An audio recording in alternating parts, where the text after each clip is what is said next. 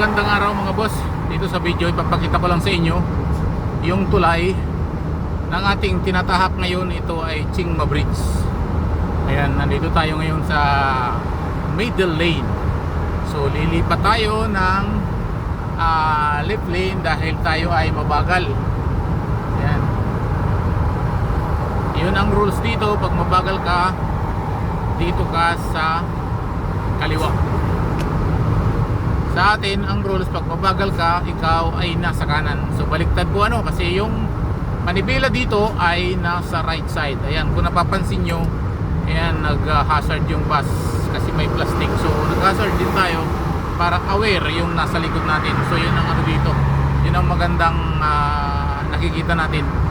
Dito, ang buhay kalsada dito sa Hong Kong, pag pinasingit ka ng isang driver dahil naalanganin ka, nagsingit ka, karamihan sa kanila after na makasingit, nag-hazard ng isang segundo. So yung isang segundo na yon, ang ibig sabihin nun ay pasasalamat na ikaw ay pinagbigyan. So yun ang natutunan ko dito sa aking pagmamaneho sa kalsada. So kahit ako din minsan nagsisingit tayo, ginagawa din natin yun, yung mag-hazard tayo ng 1 second or wala pang 1 second, basta mag-hazard ka lang, mga tatlong galaw-galaw lang ng ating mga flasher. Yun ang nakita ko dito. So ayun, minsan nagpapasingit din tayo. Siyempre hindi naman maiwasan yun na maalanganin na yung kasama natin sa kalsada. Ipagbigyan na natin kasi mas mahirap naman yung magka-violation yung isang tao tapos dahil hindi mo pinasingit, di ba? So mahirap yun.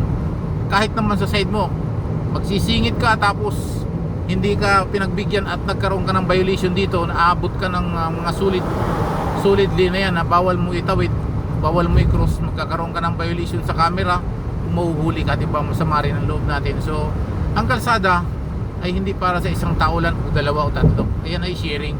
Yan ay ginawa para sa ating mga motorista o driver. So yung mga signage sa kalsada, hindi yan ginawa para design. So yan ay ginawa para sundan natin ang ating safe na pagmamaneho. Kasi pag hindi mo sinunod yung mga signage, yung mga traffic rules sa kalsada, nandun talaga laging aksidente.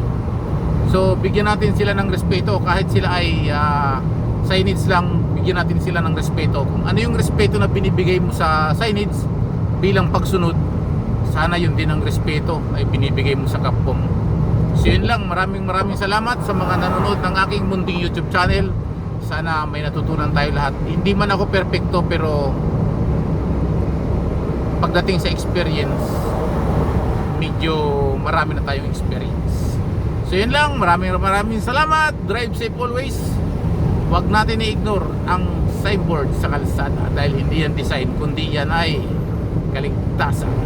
Thank you everyone.